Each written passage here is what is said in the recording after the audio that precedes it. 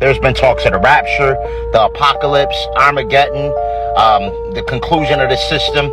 Let's really wrap it up and put it in a nutshell, okay? So I discussed with y'all previously that a geomagnetic storm is actually heading to the planet, all right? Now, in reference to the rapture, end of the world, apocalypse, Armageddon, all that's predicated on the Luciferian system falling. Nothing happening to the planet. As far as the concept of the meek shall inherit the earth, that's true. Love basically will prosper in the end, all right? So now what this geomagnetic storm was basically transpiring is that magnetosphere is weakening, all right? The magnetosphere extends about 65,000 kilometers out of the planet, okay? It's been decreasing substantially, all right, due to solar activity in our atmosphere. This green energy you see, generally known as the aurora borealis, is basically due to cosmic events. What's going to transpire basically is this cosmic energy is going to engulf the whole planet, all right? We are actually in a photon belt, all right? The planet is navigating through what's called the photon belt. So there's new cosmic energy that's hitting the planet, okay? And that's the reason why there's a lot of things that's being revealed, all right? As above, so below. Anything in the macroverse affect the microcosm. What happens in the cosmos and the celestial bodies affects what happens down here. That's why they go by zodiacs, okay? Well, that's why somebody that's a Scorpio or Virgo or Pisces or Libra, Leo, etc. can be affected by the cosmos. What that simply means is the protons, neutrons, and electrons in your body, the microcosm, is being affected by the macrocosm. Those celestial bodies all have some kind of effect on our neurological chemistry and cause us to obviously act according to the celestial bodies in the cosmos. Now, the elites that basically that run this system actually know this. They know all of this. That's why they altered the calendar. That's why they do a lot of different distractions and things of that sort, so we don't connect with the cosmos, so we don't connect with these celestial bodies. I made you very aware also that when this geomagnetic storm hit, it's going to affect our DNA. Currently, we use 2% of our DNA. It's 98% that's actually locked up. It's actually unplugged, so to speak.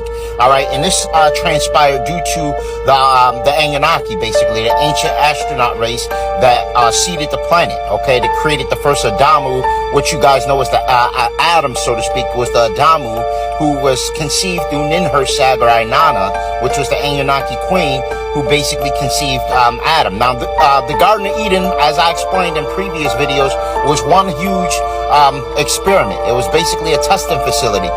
Shit, the whole earth is a testing facility. Everything on this planet is basically one huge experiment, all right? So what you see in reference to some of the extraterrestrials and some of the UFOs aren't all blue beam, okay? Anytime someone sees a UFO, they always scream blue beam, blue beam. Everything is in blue beam. Some things are blue beam, some things are government induced. In reference to some of the UFOs you see that are metallic. Obviously, we know that real UFOs are spherical balls of light that have the ability of actually teleporting through the firmament. All right, they have technology that operates on tetrahedron technology, like the Bermuda Triangle, that have the ability of actually teleporting through the firmament. The other metallic disc you see in crafts that they reverse engineered are government drones that they utilize, okay, to obviously see what other countries are doing, etc., to have also implement the fear mongering, so to speak. All right, but as I explained, there's nothing to fear. So fear should be the last thing on your mind. All right. There's a war between good and evil that's going on, okay? There's malevolent extraterrestrial beings that's referred to as hidden hand, the hidden hand, all right? These are what the Gnostics called your archons, okay? These entities thrive on anxiety, fear, grief, guilt. Like I stated, all your low frequency vibrations, these archons thrive off. That's their sustenance. That's their food. Okay. That's one of the main reasons they kept us conditioned in a docile state where we consistently worried about fear. We don't know who we are. We've been, basically, implemented with amnesia and, poisoned with fluoride. All the metals in our food. It's very important that before this geomagnetic storm hit, that you completely try to detox. You try to keep yourself 100% clean and pure, so your body can accept the cosmic light code activation that's going to come, because it's going to get intensely hot when it do, okay? When the magnetic, and it's going to be hot no matter what race you are. I don't care how much melanin you got. It's going to be hot as hell, way hotter than we ever experienced. So It's very important to stay hydrated. It's very important to make sure you're eating right. It's very important to make sure you're exercising. I mean, in hell, to be honest with you, a lot of us may have to learn the ability of becoming breatharian, because a lot of the food is going to be so contaminated and tainted,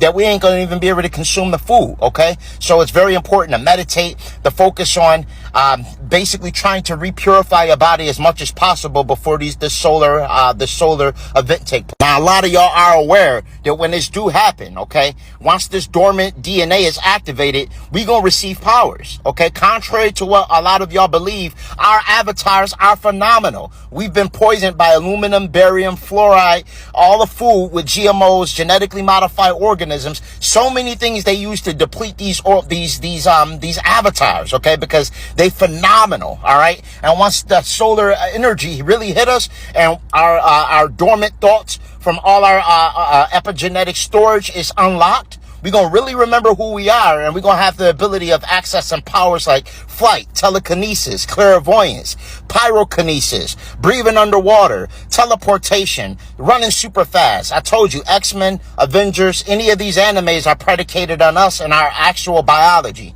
If you really want to access your true power, where you can obtain it currently is in an astral realm.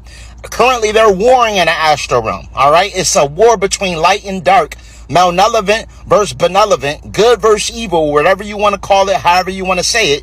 It's currently going on as we speak, all right? And I've seen this with my own eyes, okay? It's a war currently going on. Anytime I tap into the mycelium network via entheogens, I see what's going on in the cosmos, all right? Now, I recommend that everyone try to really fully hone in on your ability to astral project and lucid dream. You really have to realize that you're more than this physical vessel. Your spirit, okay? This body is just something you're renting. It's not even just your body. You know how many other parasites, bacteria, it's thousands of other entities that actually also reside on your body. And so it's just not your body. Some of your thoughts, not even all your thoughts. Sometimes you may have a crazy thought, and it could be bacteria, or it could be a parasite. It could be an archon. There's so many different things. MK Ultra, different metals in our bodies, different frequencies and EMF waves. All of these things alter our thought pattern and frequency. So it's very important sometimes to separate from that avatar, okay? Separate from that avatar, and you do that through astral projection and lucid dreaming. Now, the Black Panther put it right in our face, all right? They showed us right in the Black Panther. You know the heart-shaped herb that they made reference to? That's actually blue lotus, okay? And in ancient Kemet, this is what they used to ascertain the astral realm. They actually utilize blue lotus, all right? This is an ancient Kemetic psychoactive flower that they could use.